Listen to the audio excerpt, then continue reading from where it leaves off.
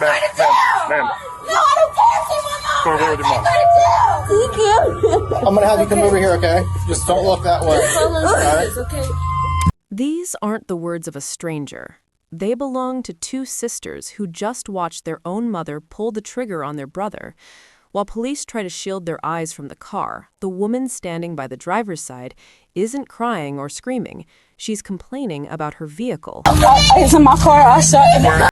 My vehicle, she says. Calm, the way someone describes a minor inconvenience rather than the last seconds of her son's life. She's carrying herself like the victim of a difficult child, completely unaware that her daughters are already across the street talking to detectives. Crazy. She always have her episodes and she just started doing too much, hitting people. And she was complaining about her car and he was ignoring her. And then I think she got hit him or something. I was telling Jihad, stay in the house. She said she's not going to do anything to me. For years, they stayed silent through her episodes, absorbing it, covering it. That loyalty just ended in the driveway. They aren't only witnesses to a crime, they are the people who are about to make sure she never sees the outside of a cell again. The mother thinks she's still in control. She's actually narrating her own life sentence. Jihad Hughes wasn't a man who made noise. In a house that was often loud, defined by what his father called years of systemic abuse, Jihad was the quiet anchor. He was a 21-year-old who had enlisted in the United States Army and come back to civilian life still carrying that same deliberateness. He didn't fill rooms with words, he filled them with presence. But in early 2024, that quiet nature was being tested.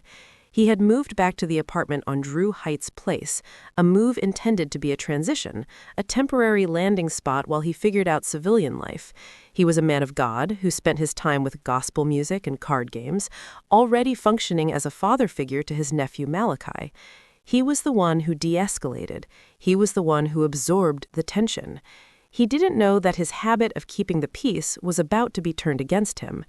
He was in motion, planning his exit from a situation that everyone in his circle knew was becoming untenable. He was a man who survived the military, only to find his greatest danger was waiting for him in the kitchen. On February 19th, the systemic abuse his father spoke of finally reached a flashpoint. Jihad thought he was just handling another argument. He didn't know he was stepping into his final 5 minutes.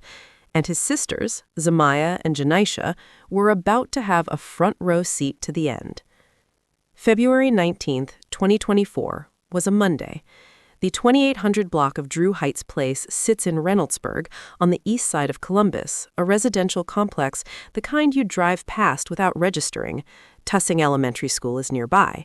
It is, by every measure, an ordinary neighborhood on an ordinary street. That afternoon, it stopped being ordinary. The argument started inside the apartment. According to Williams' own account, and this detail comes only from her, Jihad had used her car without permission. Authorities never confirmed what started it. That was the spark. What happened next was not proportionate to any disagreement about a car. Williams threw a glass. The confrontation escalated into the kitchen. Zamaya and Janisha were both in the apartment. Zamaya was already awake. Janisha heard the noise and came out of her room. Both of them saw what happened next. Williams grabbed a kitchen knife and went for her son with it. Zamaya tried to help. Jihad told her to get back. He would handle it himself. He grabbed the knife from his mother's hands and he took her to the floor, holding her down while she kept trying to come at him. During the struggle, a pan of hot grease on the stove fell and spilled across the kitchen floor. The kitchen was chaos. And still, by every account, Jihad was trying to de-escalate. He was trying to contain it. It wasn't enough to stop what came next. She walked outside. Before she went to the car, she stopped and looked at him and said 7 words. "I'm going to show you something." Everyone in that apartment heard her say it. And because they knew, because William's daughters knew what was in the armrest of that car, they locked the door. She went to the car and retrieved the gun. Then she came back. She tried to force her way inside, outside with the weapon, screaming, pulling at the handle. The daughters held the door. They kept it closed. They kept her out. Janisha called 911 from inside the apartment. She told the dispatcher there was a disturbance. She did not tell them Williams had a gun. She didn't want officers to arrive and shoot her mother. Even in that moment, the door held against an armed woman, her brother on the other side of it, she was still trying to protect her. Janisha was telling Jihad to stay inside, stay in the house. She knew what her mother was capable of. Jihad told her Williams had said she wasn't going to do anything to him. He believed it. He walked to the door because he thought it was over. LaQuandra Williams was at the car. She came out from it and she shot her son at close range. The bullet entered his back. His bags were in his hands. A neighbor, watching from their window, saw it happen. There were 5 minutes between the moment she said those 7 words and the moment she pulled the trigger. 5 minutes during which she went to the car, retrieved the weapon, tried to re-enter the apartment, failed, and came back outside. 5 minutes during which Jihad made his way to the door. 5 minutes is not a reaction. It is a decision made, reconsidered, and made again. Police were dispatched at 1:45 in the afternoon. Officers arrived to find a scene that had not been secured. Jihad was on the ground, unresponsive, outside the front of the apartment. Officers started CPR while medics were still on the way, trying to determine where he had been hit. The gun was still in the car. The apartment had not been cleared. Williams had admitted the shooting to the first officer she approached, but with emotions running that high and the weapon unaccounted for, nothing about that scene was controlled. On the balcony above, the daughters were screaming. Williams did not run. She stood by her car. She asked if he was okay. She asked if he was alive. She complained about her shoulder, said Jihad slammed her, that it hurt, that the cuffs were too tight. Officers were trying to manage a crime scene, save a life, secure a weapon, and separate witnesses, and Williams was telling her version of events to anyone who came within earshot. Paramedics loaded Jihad into an ambulance and drove to Mount Carmel East Hospital. At 3:03 that afternoon, Jihad T. Hughes was pronounced dead. Before Williams was transported to Columbus Police Headquarters, she spent time in the back of a patrol car. She was not told about Jihad's condition. The less information she had, the more likely she was to keep talking without adjusting her account to fit the outcome. What she didn't know, what no one told her, was that the patrol car had its own recording. When officers were present, Williams cried. She asked about Jihad repeatedly. She called on God. She said she couldn't believe this was happening. She asked officers to loosen her cuffs because her shoulder hurt from where Jihad slammed her. The moment the door closed and no one was directly engaging with her, that display dropped off quickly. She sat quietly. She gathered herself. By the time she arrived at Columbus Police Headquarters and sat down across from detectives, she had a version of events that was fully formed. She'd been practicing it for the past hour.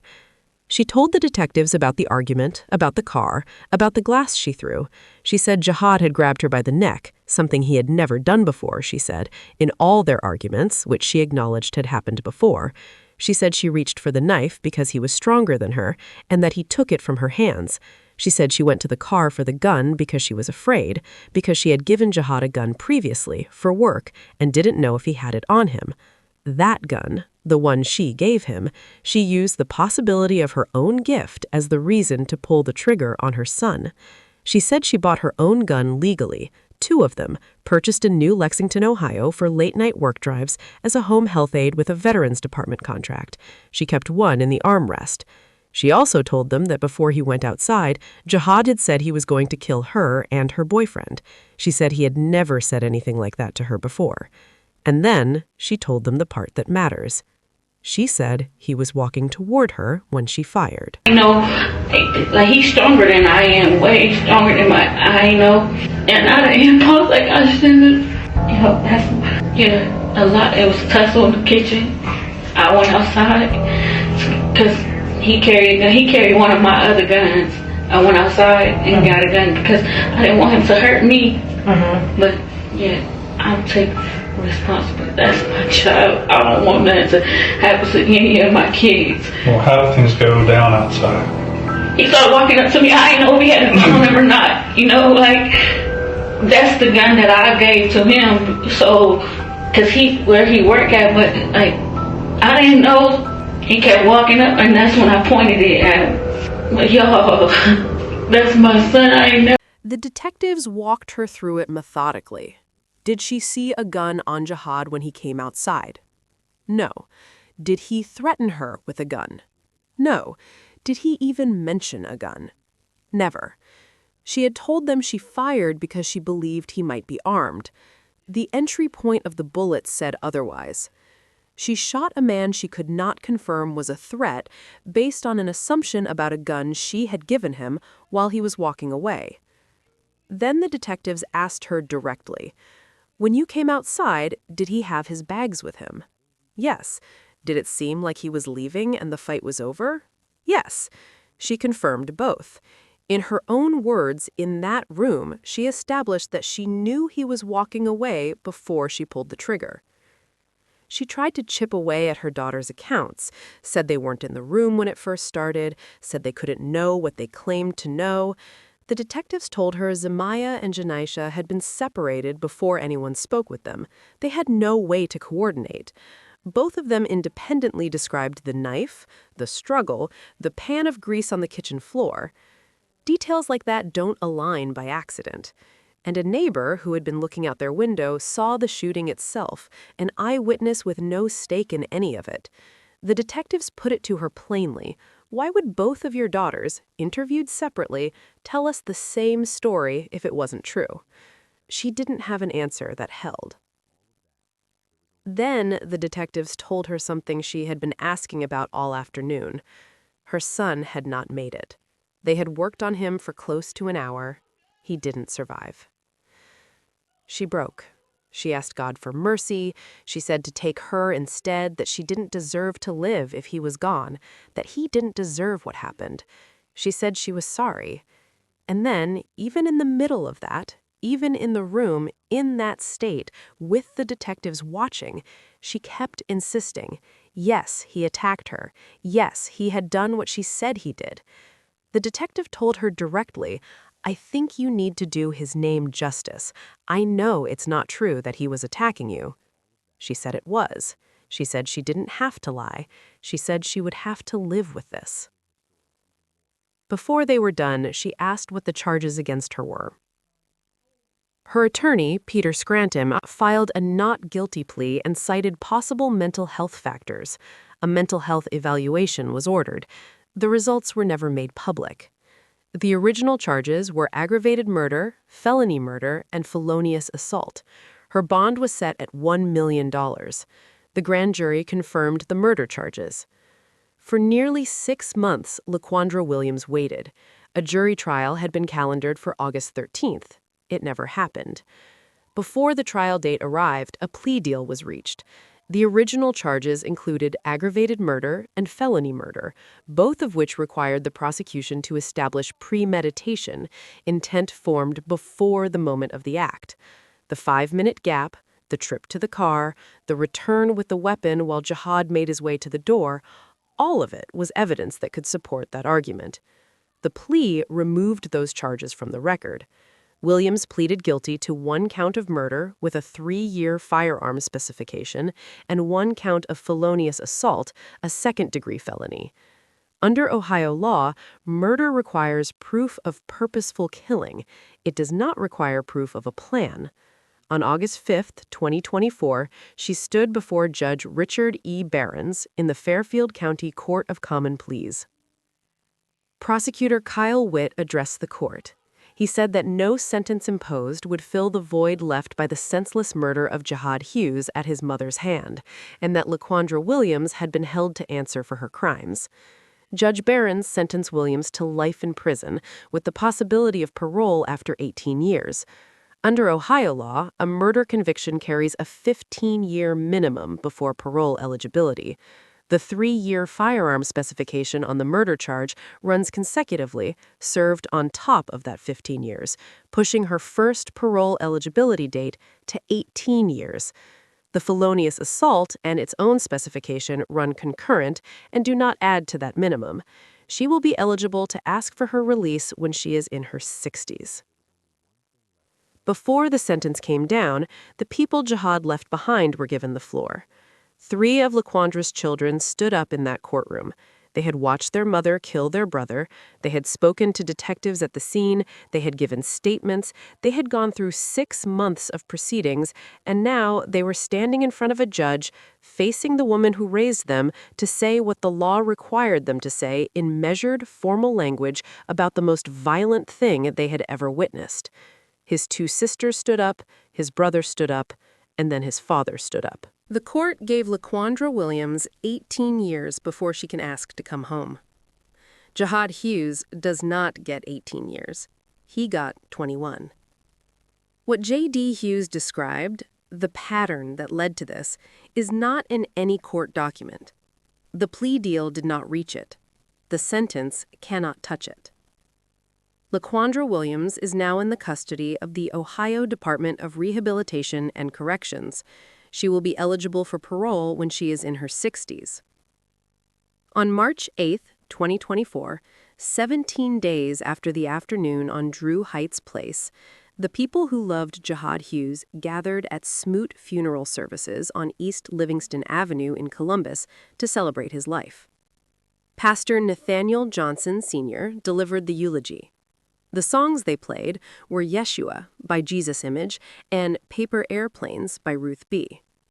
His sister, Zamaya, wrote a poem for him. She called it My Brother. Yeshua is a worship song about presence, about calling on something larger when the ground has given out.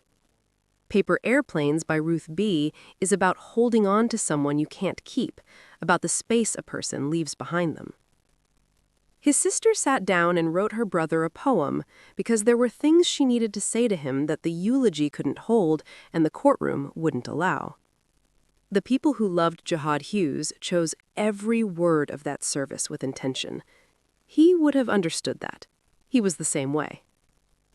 A third sister, Micaiah Adkins, posted on Facebook in the days after the shooting. She wrote, "I lost my brother and my mom. If you're dealing with a mental illness, please go and get help." She kept going. "My brother didn't deserve to die behind the hands of our mother not being in her right state of mind. He's a hero. He saved my sisters from no longer having to deal with this trauma. Finally, no more pain." He saved my sisters. That's what his sister said about him. Not the army, not the church, not the people who knew him. His own sister, who watched her mother shoot him, called it salvation. He walked out that door and she called it heroism. There is nothing in any court document that reaches that. She did not say she lost her brother to her mother or because of her mother. She lost both of them, on the same afternoon, in the same driveway. And in the same post where she said that, she extended something toward the woman who killed her brother. Not forgiveness exactly, not an excuse, but a kind of exhausted grace that only makes sense if you understand what it is to love someone who hurt everyone around them. Janisha carried her own version of it. She had held the door against her mother. She had called 911 and kept quiet about the gun. She had walked across the street to talk to detectives. And she had done all of it while also losing her mother. Jihad Hughes was a man of few words who chose them carefully. He loved gospel music and card games, and his nephew, Malachi, who was still growing up, who was growing up without him. There is no legislation with his name on it, no foundation, no policy, just a church on Parsons Avenue that knew him, and a father who stood up in a courtroom and called it murder by name, and 2 sisters who walked across the street to talk to detectives while their mother stood next to her car and complained about it. That's who Jihad Hughes was, a 21-year-old man who was trying to leave. He walked to the door with everything he owned. He almost made it.